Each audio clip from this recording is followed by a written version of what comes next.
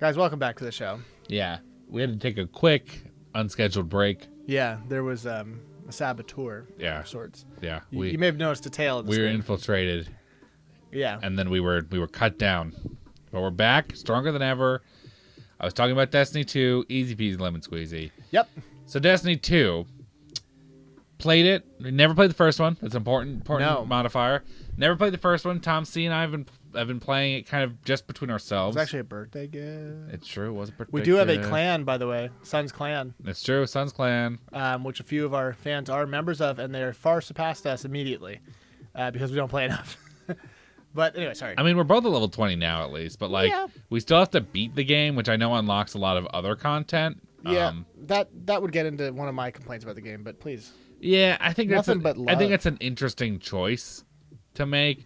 Because, I don't know. It feels really short. Even though I know we've been playing it for a while, it feels really short. It does feel really short. It feels feels the level 20 cap, I know, you get more, powerful gear and stuff, and that's kind of what you're gaming late game for. But, I don't know. The skill system's not as robust or as fun as Borderlands' was. Mm-hmm. Because in Borderlands, you could branch out into different paths all the time. Yeah. You didn't have to unlock, class mods or anything like that. Or the actual skill trees. You got class mods later on, which made certain skills and trees better. But you could always have access to your different 3 core skill paths. Mm-hmm. Where in this game you have to choose. And granted, you can kind of choose on the fly. Once you're at the level we're at, you unlock pretty much everything. Yeah. So you can change on the fly. I guess you're kind of actually maybe supposed to change depending on enemy weaknesses. I haven't gotten quite that intense. That seems tedious though. But I've been maining Hunter, and I have a side Warlock that I've been playing, but I haven't played any Titan. I know Tom's that's what Tom's playing on our run. It has great shooting mechanics. It's super fun to look at. It is extremely short. I mean, in what game do you feel like you've achieved something by getting to level 20? You know. Yeah, you're what the, and I get 9 skills unlocked. What the, Yeah, I don't know that part because I think they're making more for it. But I think the focus is also more on the weapons, probably. Because there's so much shit about the engrams and unlocking weapons that way, and getting reputation upgrades for people. So I think there's a big emphasis on the actual gear and weapons, and I think that almost. Because the exotics, which is what other games would call legendaries, they all offer you a small bonus that nothing else in the game does. Yeah. So the one helmet that I had in my Hunter run was outlined enemies for you and your allies, so that you could always see where they were and everything like that. It's neat, and but is that enough? Because it's cool. It's never gonna be Borderlands. I think it's its biggest detriment to me. And I'm open to a serious Borderlands, a game that doesn't laugh as much at its own jokes, but it just feels because I think the problem a lot of people are having with Destiny 2 is that it's definitely a money grab. It's built on the fact that you're gonna have to buy some stuff, and that's a bummer because I think it was a real grinder for people with Destiny 1. I think they could keep playing it and playing it. Yeah, I wonder how, because everyone says Destiny 2 is just Destiny 1, and I wonder how much different and how. I wonder if we went back to Destiny 1 now. If we would have more fun. Yeah, if we would be more satisfied with that, I don't know. But I'm interested in that. I will say the time we have played it, I've greatly enjoyed it. There was a real slow part, for me at least. And then once we surpassed a certain obstacle. Yeah. I forgot what it was. Once we were allowed to play together, it was fun. And then we're having a ton of fun. So, but they still make you, because they still keep you from playing together all the time, because once you unlock this new subclass, you have to do that. I just don't get it. Quest by yourself, so you're I have to pause from playing with my friends to do this thing. Whereas Borderlands is a fair comparison to this game. It absolutely is fair.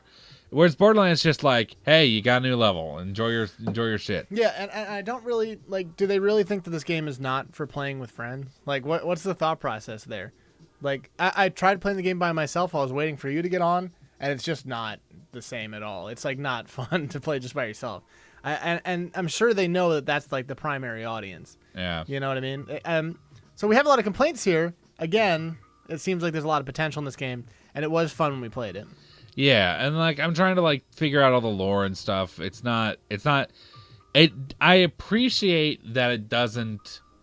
it's weird because I don't understand a lot of the lore like as well as I might if I was in certain other games. Yeah. But I like that it's a true sequel and that they don't have to explain everything again. Yeah, that's fine. Like I think that storytelling choice is actually strong because it's like, look, if you didn't play the first Destiny, that's on you. We're telling the story that continues from there. Yeah. It's not like because like in Borderlands 2, like everything was just like, wow, that's Roland. He was the guy that blah blah blah blah blah. Yeah. And like this game is just like, hey, these are people who are clearly important, but like if you didn't play the first one, you might not know who they are. Yeah, and someone on the stream was saying that was kind of one of its faults because a lot of people who were important in 1 just get killed off and you don't even know about it if you're just getting into 2 for the first time.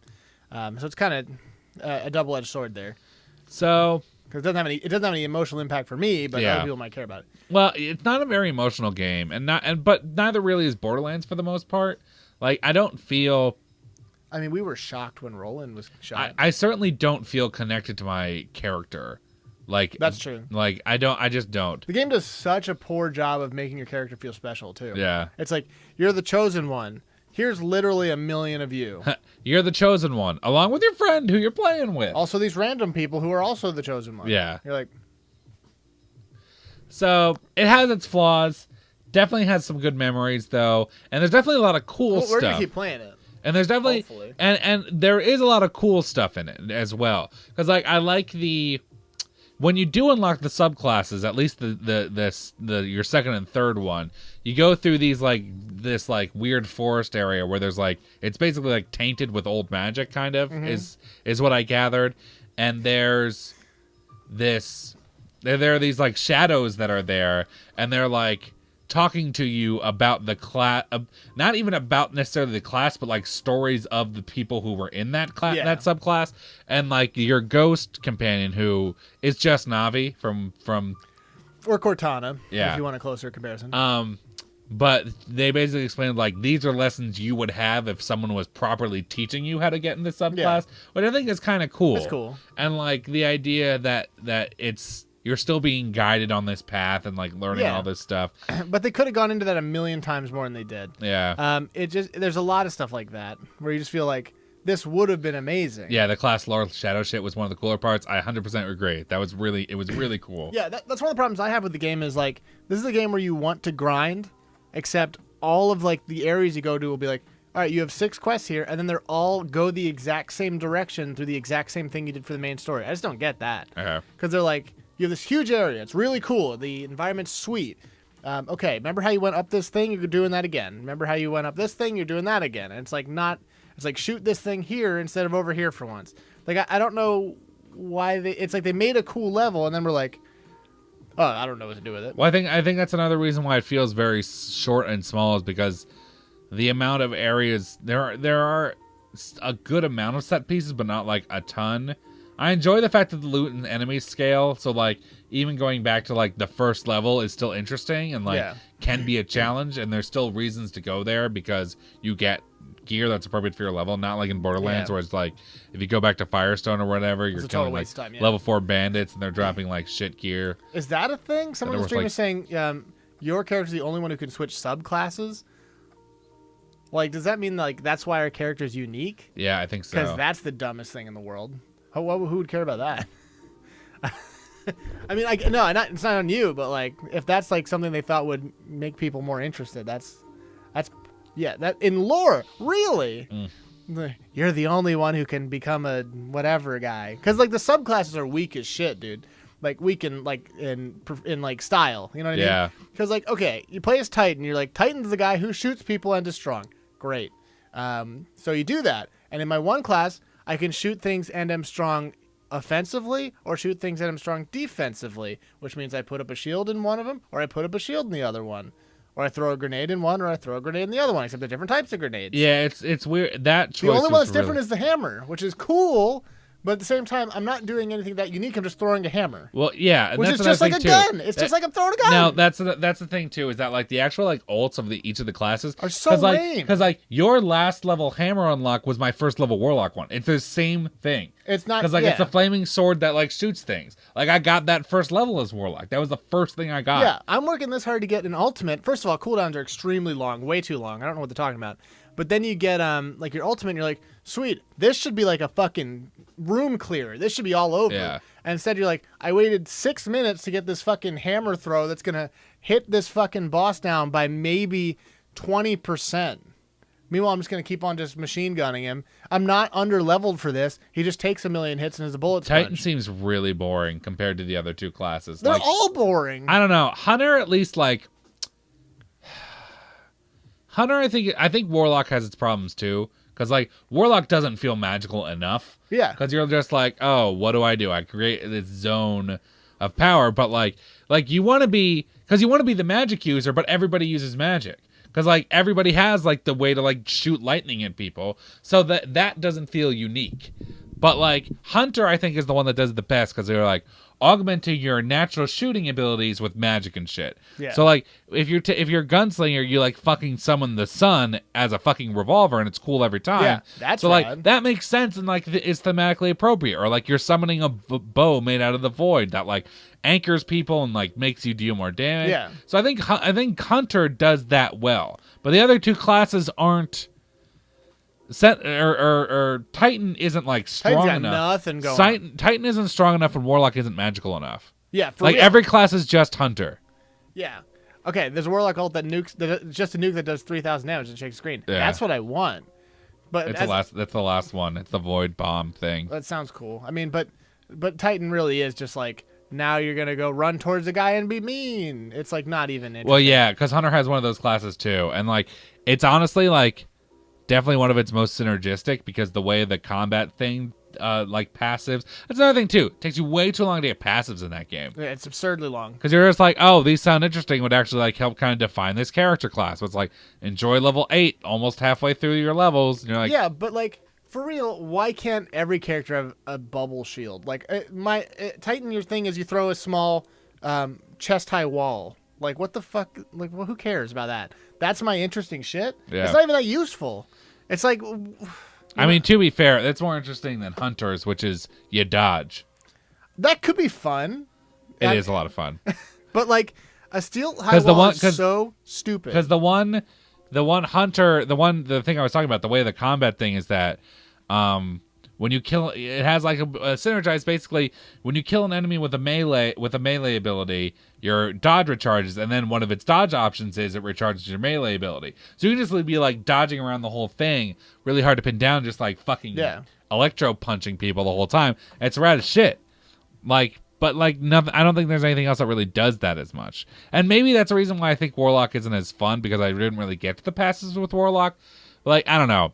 Hunter seems like every class just feels like Hunter. Every class just feels like it wants to be Hunter, because every class feels like middle of the road between combat and magic. Right. And that's what Hunter is supposed to be. Yeah. So apparently chest high wall it auto reloads for me. That's news. Yeah, some of them. So okay, I admit I don't know everything about everything, but it's just it does a poor job of explaining to me, I guess. It's just a long time to get these things that are not that amazing, when really there's no reason they couldn't be that amazing. And I get people are saying they're balanced for PvP, but for like just fuck off with that shit. Yeah, I think PvP takes away from this game. Yeah. Because I get that there's like a crucible thing and everything like that, and like you can test your metal against other guardians, but like I don't do that and just limit my skills in it. Yeah. But like for real, if I'm just going through a quest with me and you, fucking give me like infinite make me power. I don't give a fuck. Make me fucking Darth Vader, dude. I don't care. That's the same problem we have with Borderlands though, is that we always were like too weak. Yeah. And I it's not. Make them 2 separate modes. I don't give a fuck, dude. Am I being harsh? I don't know the spirit of Destiny, but that's just what I'm saying. I'm sorry I took away your thunder on this. No, it's fine. This is one that we can actually both talk about, so it's cool. We have a few like that probably. WoW tried to balance PvE with PvP. Yeah, because I know WoW does it now, where they're just two different. They're 2 different server types. There are servers where you can do PvP, and servers that you can't. Like that's how they should have done it. Like, hey. It should have had an option at the beginning of like, do you want more balanced shit, or do you just want to fucking rock and roll? Yeah. And you're like, hey, I want to rock and roll. I just want to play with my friends and be strong. That's really it. I mean, I know that's not the type of game it is. That's on me. You know what? It's on me.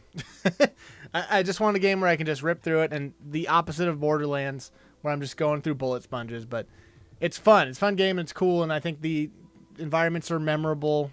I think the idea is good. The later game environments are actually pretty cool because like the planet that's being taken over by the not Geth is really cool, and the other one, the one with the crashed ship that is the one with the crashed ship, and then the one after that is really cool too. I mean, every place we've been to, I think, is unique. Yeah. But I will tell you, a lot of the like story stuff is being just drowned out, because like there's like first of all, the enemies are super generic. I don't care about them at all. Yeah. But then like I think the stuff with the one AI who's like going back and forth, it's like who's bipolar. I think that could be cool as hell.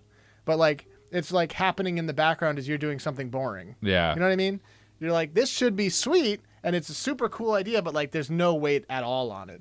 Because you're like, oh, I just got to get to this objective point. So whatever, and the computer's like, I'm doing this. But it never comes to like affect your gameplay. Like we're not like in this environment and the computer's randomly shutting shit down. Yeah. And we're like, what the fuck? It's not supposed to. And she's like, I'm sorry or whatever. Like that'd be cool. But it didn't matter. There's like this shit happening in my ear.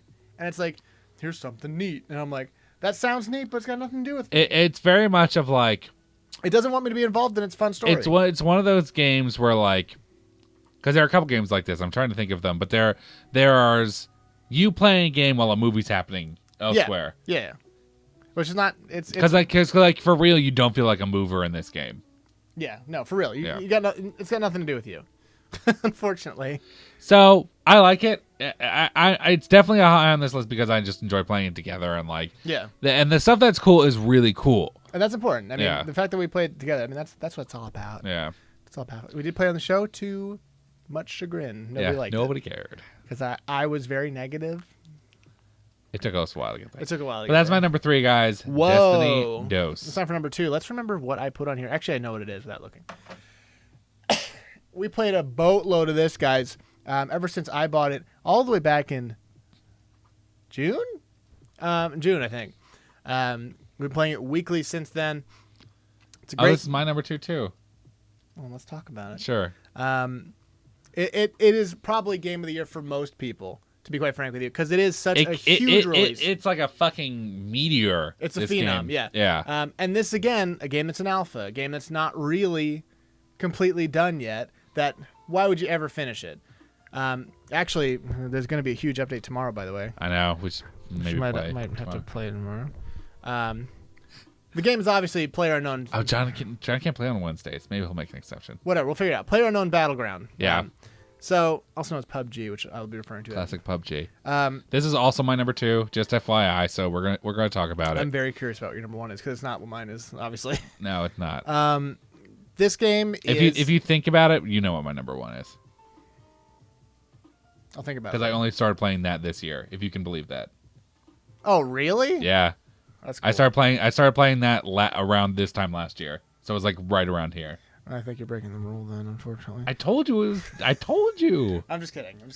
No, I told you. Battlegrounds is a game. I'm sure you know what it is, but there's 100 people on a map. Y'all got to kill each other, and you got to be the last guy standing. Sounds pretty good in concept, but to me, I was like, this is going to suck because it's going to take like fucking 4 hours, dude. Yeah. And so I was, as I do, I watched PewDiePie play it, and it was super tense just watching him play it. And he's not exactly... The moments of tension in that game are so fucking real. And it's so crazy. And the reason is because the game's forcing you to go places you don't want to go. Because anyone could just sit there and hide all day, right? Yeah. It's easy to do. You're going to be there all night and someone's going to clear your building. Who would ever do that? It's just not going to happen. So the game forces you to move. It forces you to be constantly in motion and go places you don't want to do. That's great tension. That's what horror games do, you know? Yeah. Because the whole thing about horror games is you know something scary's over there, but you got to go over there. That's what it is. That's what this game is. So it's action. You're excited. You're tense because you know that there is an engagement everywhere, and at any point it's going to randomly. There's an enemy around every fucking corner almost. And the second you let your guard down, you're shot and you're dead. And it's just perfect gameplay. And that's even saying there's a bunch of glitches. There's a bunch of shit about it that's bad. But for the most part, it's so simple and it's so well executed. That's the reason it's such a hit. I will say I've done like 2 solo games. I always play in groups, which is my recommendation for this game. Squad's a lot more fun. Squad is However, tons of fun. I do think solo is playable, which is something. Yeah, I personally have just never been a fan of single player death matches. Right. That's me though. I love team death matches though. So like this game, I really enjoy. Our group was really fun and Fun like to play with. Yeah. yeah. They don't take it super seriously, but they take it seriously enough that we win. Yeah, it's super. It's like it's one of the things that's said about Destiny. For as much negatives as this game has, which this game has probably fewer negatives than Destiny, probably because it just has so little story and like it doesn't have extra shit. Yeah, it's no bells and whistles. It's just like there are guns. There's land where you won't drown on that you have to be on. You have fun with that. All that those two things. So like it's just fun. You just hang out with your friends. Where it fucking feels tactical shit sometimes because like we play it pretty tactically. Yeah, I mean, and that's probably what got it. We do pretty okay. We're usually in the top 10 to be quite frank, if not top 20. But it's top 20 is no big deal. It's still better than 80. Of people, not teams. No, yeah. I was like of teams. That's not that great. No, that's bad. And hilariously, solo gives you way more points. By the way. Oh yeah, no, it gives you huge amounts of points. I got the first solo match I was third. Yeah. I got like 1,000,000 points for it. So the funny part about it is your gameplay changes depending on which mode you're in too. As solo, it's hide and seek, and you're just trying to hide because the enemies will kill themselves. Don't worry about it, and you can usually get pretty far. But when you're in squad, you have to be concerned about your whole position. You have to be concerned about other squads. And you have to be concerned about clearing buildings. A certain level of aggressiveness, I think we've kind of realized is required in squads. Yeah. It's a lot less hiding. It's a different game, which is cool. And I mean, the fact that we've gotten into Discord to kind of start communicating like ideas and like directions, and we have kind of a mutual team effort here. We don't really have anyone bringing the team down, and everyone kind of brings their own unique skill set. So we've had a perfect group for it. Is also a big help, but I think most people have had positive experiences with it. The big problem now is there's a ton of hackers now. I mean, there's a ton of people who are cheating. A lot of people who are not team players. China #1 hackers. China #1, which I think is a problem. They'll probably get to that. But I kind of believe in the development team a little bit, because a lot of times you get games like this and the dudes are just like, whatever, let's quick make the money. Yeah. But this game's been so big for so long that it seems like they know that they have a constant moneymaker on their hands. So it feels like it's being supported, which is important too. And now with the new map coming out, and there's another new map announced, which is like a winter one. Did you see that? No, I didn't. That's gonna be. I do know this map has another ton of new weapons, which I'm very excited for. Ton of new weapons. It has a hippie bus. It has a big ass truck too. It's gonna be sick as shit. It's new cars. That's awesome. Yeah, it's gonna be sick as shit, dude. And vaulting finally. Nice. So they execute on things that they say they're gonna do, and I can't even. It's been such a good shooting experience because I remember my old days. If this were a fucking Kickstarter game, this would make literally $1 million. I know it already has. They made like if they were like, hey, help us out with the development by giving us more money, everyone would be like, sure, absolutely. Well, that's another big thing. Is so this game was only $30 when it came out, which is like, yeah, great. I totally did buy it. Yeah, it was $30, and it's $30 on Xbox when it was released too. So like, 7 Days to Die is $60 when it came out. And I consider the quality of PUBG way higher. Yeah, they're both not AAA games. I mean, they're not. They have their problems and they're not perfectly optimized. But for $30, it feels like I absolutely got my money's worth on that game. Oh yeah, for as much as we play, we've never had like appointment gaming like that. Is Destiny 2 worth the $60 so far? That I'm not sure about. Was this worth $30? Absolutely. Yeah, and it's a unique experience that we've never really gotten from anything. I missed my my Battlegrounds or my Battlefield 2. That's when I first got into like multiplayer shooters, and that was a great experience, but it was a little bit more guided. Whereas this is kind of what you make of it, and it's been a great experience. It's true. It's truly the Mountain Blade of team shooters. Well, it is. It kind of is. But the bummer here is that I have to go twice in a row. It's true. So, unless you have another honorable mention. Well, actually, I do kind of have an honorable mention, and this is one that we can both talk about. Yeah, honorable mention definitely goes to Jackbox 2. Oh, I was going to put that on there too. Yeah, which definitely we've been playing on the stream with our friends. Only one bad episode of that, which was certainly memorable in its own way. But yeah, we've been playing on the stream with people. We've been putting it up on the YouTube, so you guys are probably going to see that. You probably have seen that. Yeah. But everyone loves it. It's just been a really nice way that us to. I put it off for too long. I'm gonna say it to bond with our fans. a lot more. We realized that we definitely have funnier fans than we are, which happens. That'll happen. That's fine. It's fine. But yeah, it's great. We really enjoy. We play Quiplash. I was gonna say Quidditch, but that's something else. We've been playing Quiplash a lot and a little less of Fibbage, a little less of Bidiots, but all the games are pretty darn good though. There's not really a loser in the bunch. Yeah, they're well executed party games. They're like perfect. They're exactly what they want to be, and the way that they're executed is cool, where anyone can kind of play it. Yeah. I do feel like playing it has opened up a new level of closeness with our fans, which, as you mentioned, which I greatly enjoy.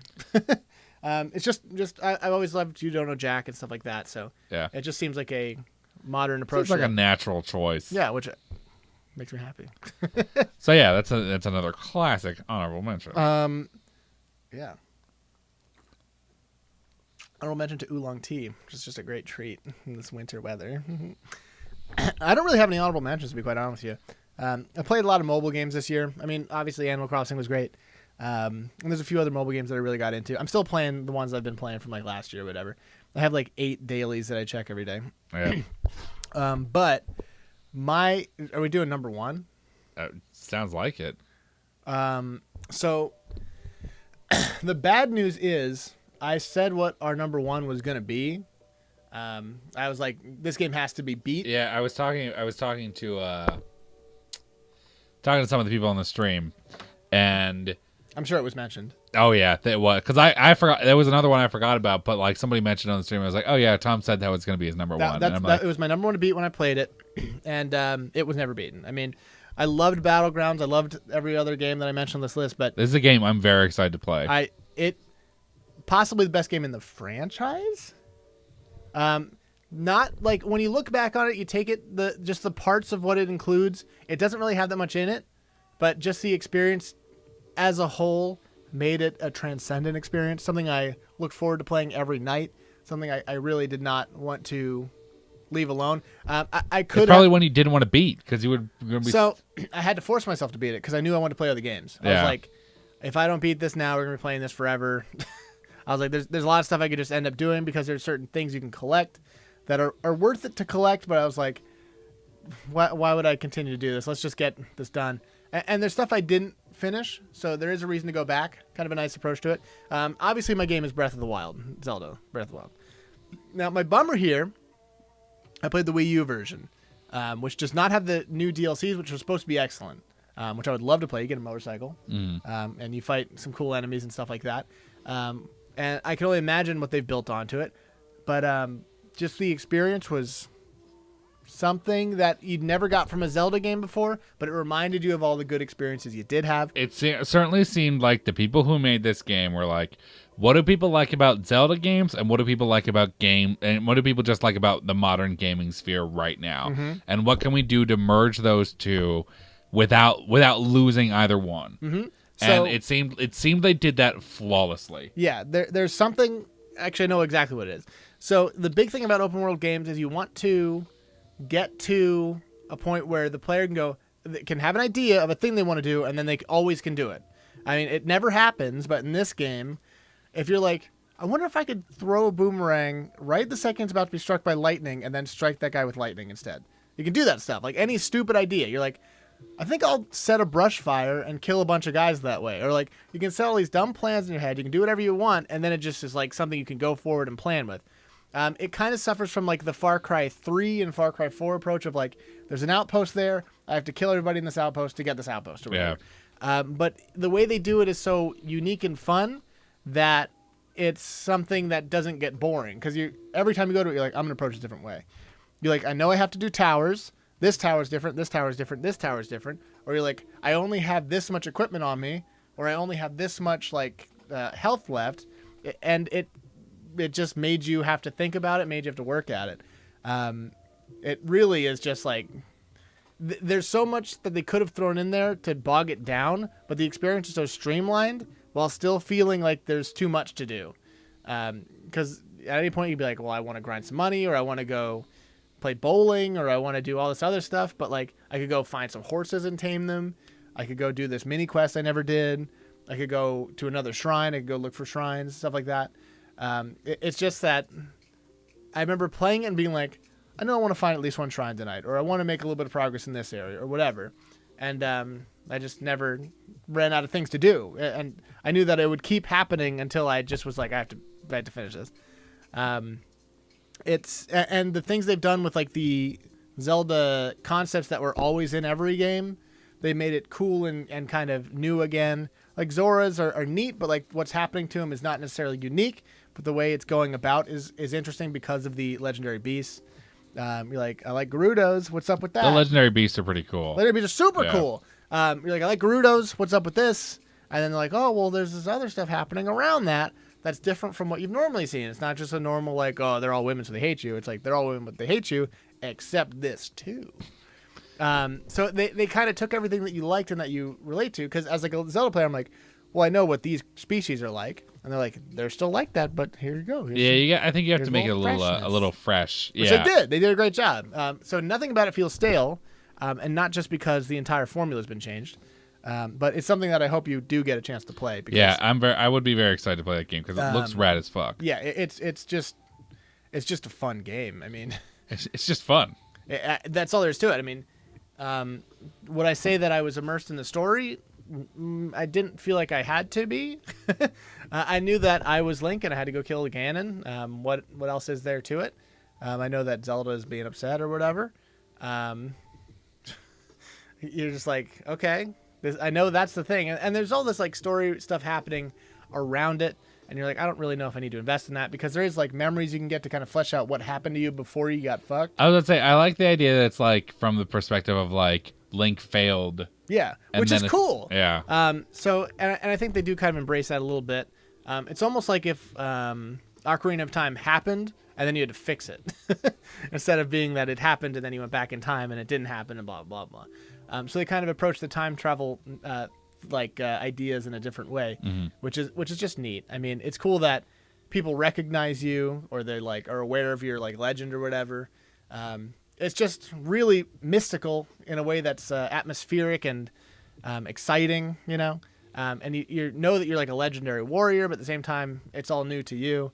But they like have little things like that. It's something that you really do need to play. It is like a gameplay experience of this year, and it's something that I am very happy to have bought right when I did, because I saw it came out. I was like, I don't know, I don't really care about anything. I don't care about anything. But I was like, this game turned you from a nihilist. Yeah, well, I hadn't played a Zelda game in probably 2 Zelda games. I mean, I hadn't played Skyward Sword. I still haven't. Yeah. That was the last. I think no, because I was going to say I think Twilight Princess was the only one I ever played, but I played Wind Waker too. Yeah.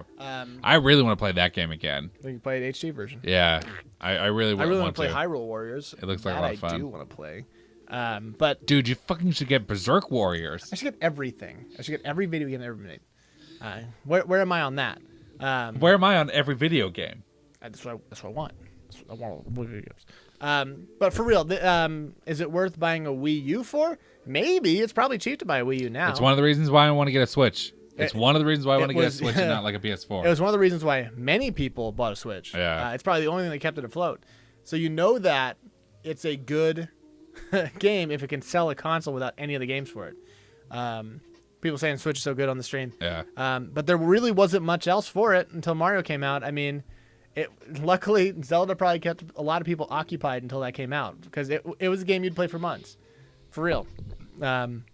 I think it's possibly one of the best. It might be the best Zelda in the series of Zeldas. I have a nostalgia connection to Link to the Past, but I think that it's probably the best Zelda. I mean, I hate to say it. Anyway, I don't know if I have much else to say about it, to be quite frank with you. I just loved it. It really was it was better than anything I played in the past probably 2 years. I don't even remember what the game of the year was last year. I was trying to remember what mine was, and probably like Honey Pop or some bullshit. No, it wasn't. Oh wait, I have it written down. Oh, it was fucking Bloodborne. Okay. Mine last year was Overwatch for sure. I could actually. I wrote mine down. Mine was definitely Bloodborne. If I hold on, is it Bloodborne? Because that would be Bloodborne. Did I delete it recently? I deleted mine. I was looking to see if I still had mine. Well, anyway, you can go into your number one. I'm just gonna interrupt you. So my number one, guys, is a game that I played a lot on mobile. It's a game I played a lot on PC. What could it possibly be? Yeah.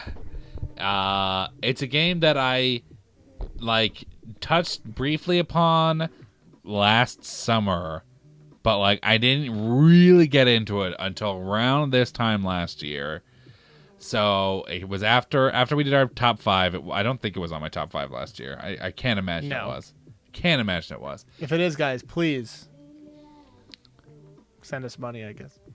Yeah, send us money.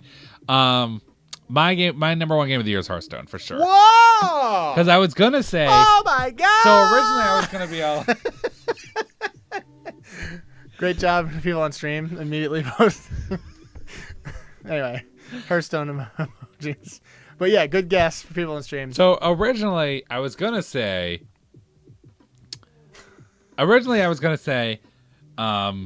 Well, Kobolds and Catacombs is going to be on my list because I've really been enjoying that expansion. It really actually kind of like it's really kind of reignited my what I liked about Hearthstone originally. I was like, oh yeah, the game was just never on my list, so it's totally gonna just be my number 1. Yeah, I accept that. Hearthstone is the game I played the most this year for sure. How many? If you were to guess an hour. An hours? Hours, yeah. At least a full day. At least 24 hours. Is that a fucking joke? It's like probably like 10 days. What are you I know. What the fuck are you talking about? One day. We played more than 24 hours in PUBG. Yeah, that's 24 hours. What the I don't know. It's probably been a couple days worth of Hearthstone. Cuz like, I don't know. It's just a lot of the fuck. How hard would it be to get into right now? I'm basically getting into it. It's the best time to get into right now because the new expansion just came out. Now is the best time to get into. It's always the best time to get into Hearthstone when a new expansion is out because you're working on a slightly level playing field with everybody else because a lot of other people don't have the cards that are important. I have to roll over 2 hours in Yu-Gi-Oh! Tools. There's no way that you 24. Like I want you to know that 24 hours is like a stupid joke. Like, I think you're kidding. Okay, so fine. I probably have at least 150 hours on Hearthstone. That's fair. That's probably fair. Okay, one game probably takes you 20 minutes. 10 to 20 minutes is about average. So how many games do you think you've played? Countless. Okay, so I know I have on wins on ladder. I think I have. No, I think just wins in general. I probably spent at least 24 hours watching Sun streams. Yeah. We've probably done at least 24 hours. I mean, I've probably watched 24 hours. I've probably watched a couple days worth of Hearthstone tournaments and streamers online. Yeah. Because Hearthstone are the only Hearthstone streamers are the only streamers I watch. Aside from Game Grumps, which I don't really watch that religiously anymore. Yeah. Even I was considering watching some Hearthstone streamers. Kripparrian is great. Kripparrian is my... He's playing Hearthstone right now, that guy on the stream. There you go. Perfect. Yeah. Okay, so hold on. Let me look at my stats here. I mean, you recently got me into it as well, so it's just a great game. I mean, now it's even better than when I first started playing it, which was way back a few years ago. Okay, so my total wins just in the play mode is 1,406 wins. That's less than I would have thought. How many matches? That I don't know. It doesn't give you like a win rate or anything. Okay, that's fine. Well, because I do a lot of arena also, not so much this thing, and that doesn't count. And I really like Tavern Brawl. Yeah. When those come out, which also doesn't contribute towards that. So, I mean, even if you say that each game, I'll be generous and say averages about 12 minutes. Mm-hmm. Even if every game averages 12 minutes, and we assume that I have a 100% win rate, which I don't. Yeah, so that's 281 hours. Just on those games alone. Yeah, I mean, even if you said they were 10 minutes, it's obviously a shit ton. Yeah. Our 24-hour RE4 videos helped me get to sleep when my anxiety was bad. Well, thank you. I'm glad to help. Did we do it for 24 hours straight? Maybe we have a really long playlist. Yeah, I mean, dude, you got to get real. Yeah, so I play a lot of Hearthstone. It's the only game, like I said, it's the only game of streamers I watched. I really suffered burnout during Knights of the Frozen Throne because the meta there was really bad, and it was so fucking just so annoying because everybody was saying that playing the same like 3 fucking decks. Yeah, and like it was hard to do anything on ladder, and especially because like I've dropped some money on Hearthstone, but I'm not like a I've probably spent $50 on Hearthstone for as much time as I've played it. I haven't spent a lot. Yeah. Because I bought like the starter pack, and I've definitely picked up a few packs over the course of a year. There's no shame in it, dude. But like, and I bought the last. I bought the last adventure. I bought Last Night Karazhan, which is $20. So I've probably spent maybe closer to $60-$70 on Hearthstone. Regardless, I don't spend a ton of money on it comparatively.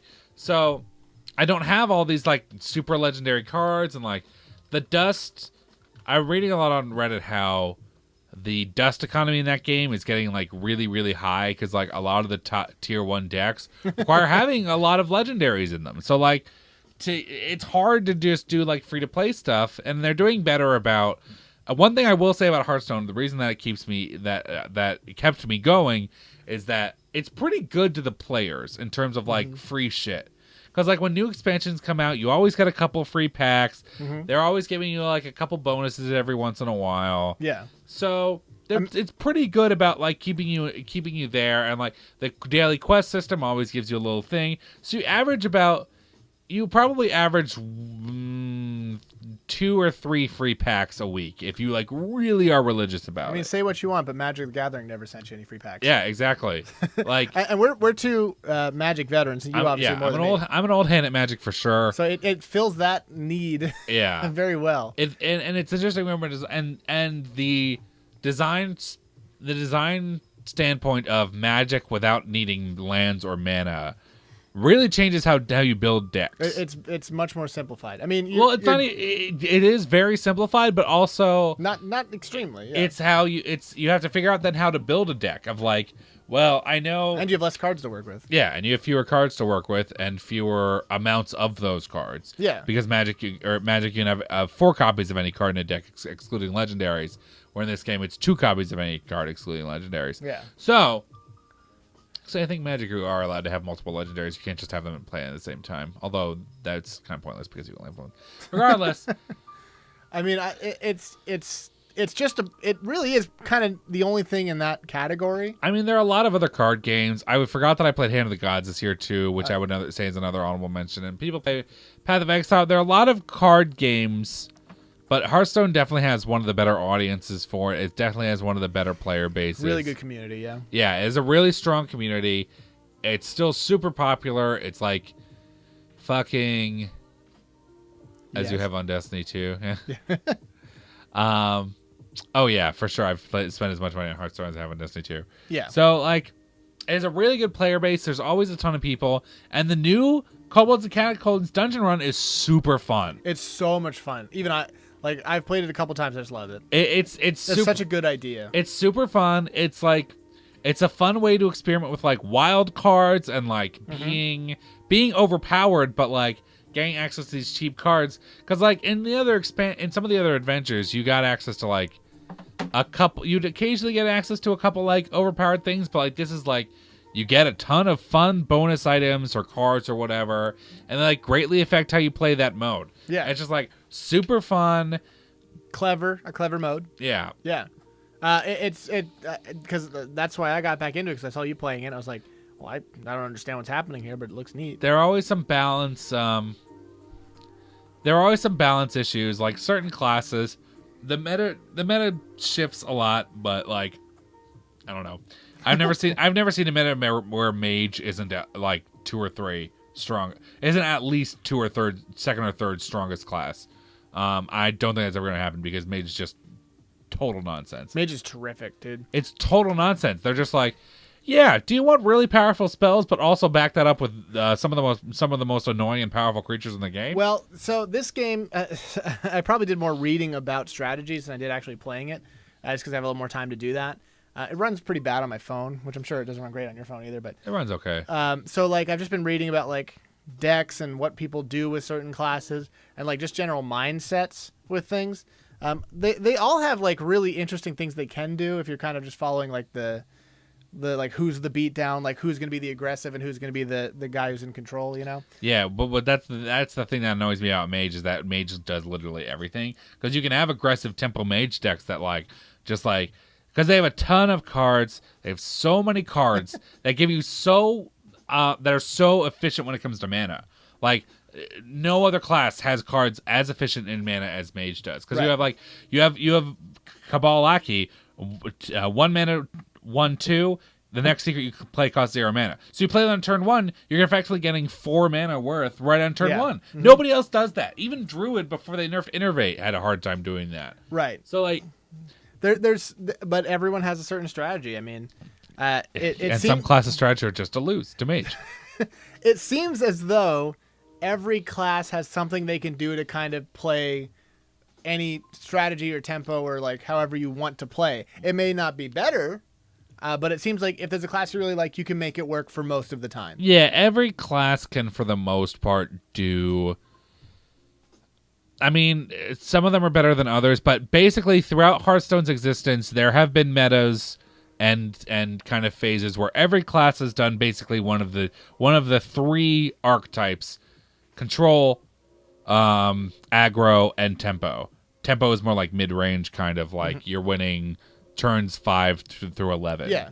Aggro is generally what you're trying to win by turn 6, and then control is like you're just trying to outlast and just get more value. So basically, over the course, except for I think Warlock never. Well, no, the control Warlock is definitely a thing. So like, over the course of the game, basically every class has been able to fit into those archetypes, except for control hunter's never really been a thing, except for right now, where they're introducing like a new kind of weird minionless hunter, which I really have enjoyed. It's not super strong, but like I appreciate that it's always moving. They've always been also. It seems like a very transparent kind of design process. Yeah, they always kind of like it's definitely one of those things where they definitely, one of the people who works on it is like definitely the face. It's a guy named Ben Brode. He's in a lot of like the promotional videos, and he does like fun little like, he's a freestyle rapper, so he does like raps about Hearthstone sometimes too that he puts up on his YouTube channel. But they're not as bad as you think. But like he's definitely like one of the big faces of Hearthstone. Like it definitely gives it a, something to relate to almost. Yeah. So one thing I will say about Hearthstone, just to kind of distract a little bit, and why it's so important, is it does feel like this is a game that you've really fully invested in emotionally, Yeah. It's something where there hasn't been a ton of games where you've been like, I want to talk about this game to Tom C. Yeah. But this is a game where you're like excited about it, something that you think about strategically when you're not playing it. And I think that's something that you don't see all the time in everything. So it must have a certain level of quality to kind of get you invested like that again. Oh, yeah, for sure. And you can have complaints about it. You complain because you love. Yeah. There's so much good there that the value is evident. I mean, just me from a person who was into it, who got back into it, it just seems like there's so many more possibilities. There's so many more like things that you can do just that you couldn't do before, and it seems like they fleshed it out a lot. So to get to your question you asked earlier, it is a great time to get back into it. Yeah. Because of what he's talking about with Wild and stuff with Standard. Cards are being put out of rotation, so you won't be that far behind. Because, yeah. I would say it's a smartly designed system. I would say definitely like now or in like January, or no, it'll be February when they do the switch over from standard to the new standard year. Mm-hmm. Because then you'll only be working with 3 card sets as opposed to a million of them. So yeah, that would be a good time to do it. Yeah, I mean, I only started a couple days ago, but I've been winning some games, and that was only with very little help and just a rogue deck idea and that I've built on since we've made that to kind of get it a little bit further. But it's not something where I don't have the best cards, so I can't even stand a chance. It's something where I have a design concept in my head. We're on kind of a level playing field. There's not like Magic the Gathering cards where if you don't have it, the other player has a huge advantage. I mean, because you're usually playing against different classes. You're not normally playing a hunter against hunter, but if you are, they're normally playing different styles and stuff like that too. So yeah, it's the same thing. I mean, it's something that if you want to get into it, great time. I mean, it's not really an expensive game to get into, and I think it does give you hours of good time there. Yeah, especially with the really strong single player content that really good, because I don't like playing Dungeon Lair gives you. I don't like playing against other players either as much. I've done it, but like for the most part, the dungeon thing, that if you're a starting player, play that because you don't even need cards. It gives you a deck for it. Yeah. It's just terrific. I'll have to say about it. Like I said, I go back and forth on it. Like I get frustrated with it, but like that's because I just don't have tier 1 decks like some people do. Well, what are you supposed to do? Yeah. Can you quick tell me what does legend mean? Do you get something for becoming legend? Yeah, you get a special card back. A legend is Is that basically it? I want free cards, man. well, you'll get a high amount of cards at the end of at the end of the season, or like at least like because you get so you get a special card back if you reach level 20 at the end of every season, which is a month, and then depending on how Level what 20 else, rank? yeah, I'm only like 2 ranks from that. yeah, try and get it. Oh, yeah, yeah. So you get a I special realized card it was back so for easy. that, and then like each level gives you like a certain reward also at the end of every season too. Never really like packs, but you'll get like dust and like a couple, maybe a golden card or two When's the season end? every month. Okay. But legend is basically when you're past rank 1. You Okay. go into legend because that means you're in the top 10,000 in your region. Yeah, okay. Because I was reading a thing that was like, this guy's like process where he read a book by this guy who was like a chess master, and he incorporated that process to become a legend in Hearthstone in a month. Yeah. He's like quotes this book by like Bobby Fischer and shit. He's like, the art of learning and how I applied it to this. It's this fucking like essay, dude. But he's like, you have to commit yourself to at least like 3 hours a day and do this and that and this and that. And I'm like, man, who the fuck wants to do this? But Is this Trump? no, well, it was somebody, but I don't think it was him. But he was like from an old Magic the Gathering player who like wanted to save money, so he got into this. But Yeah. like, he was like, you're gonna have to spend probably $100 to build this deck. He was like, you got to have the best deck at the time. But it was really interesting read just because of how like he incorporated these ideas into becoming like a guy like that. But I thought that was an interesting idea, but I didn't know why you'd want to be legend. But I guess it's worth it just for the Well, and bragging also rights. too, I think it also. I want to say maybe hitting a legend also qualifies you for certain events. Really? Yeah, potentially. Like I think if you're a legend, you automatically qualify for some like invitationals or something. Do you get like a mage nude mod if you become legend? I'm suddenly inspired to get that. Just kidding, guys. I'm a cool guy in real life. I have a girlfriend. What's that? We're both very popular with women, and we don't do that.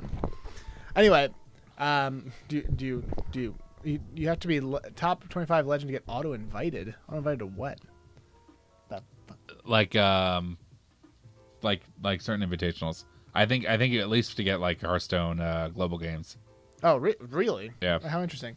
This has been a long ass episode. Is there anything else you want to put in? No, that's pretty much all I got, except for like I also played a card game called Hand of the Gods, which I thought was fun. Mm-hmm.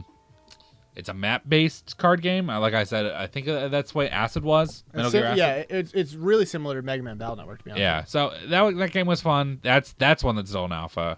So there are definitely some kinks with that, but it's not quite as well polished as Hearthstone. But like I told Tom, I came for the tits and I stayed for the decent gameplay. We've all been there. Yeah. I played a bunch of other games, but like I wouldn't put Call of Duty World War II on the list. That was okay. It's not really worth. The list of games to put in the garbage, maybe. It was a fun game, and I would go back and play a little bit more of it. Let's see. I'm trying to think if I missed anything else here. I had one other one that I forgot what it was. Oh, I had Destiny 2. Yeah, I'm not gonna put it on there. But you know, not a huge game for gaming. A huge year for gaming. Sorry. In what world is Mega Man Battle Network a card game? Are you fucking serious, dog? You build a fucking deck of cards in that game. Sorry? Mothman, you know better than this.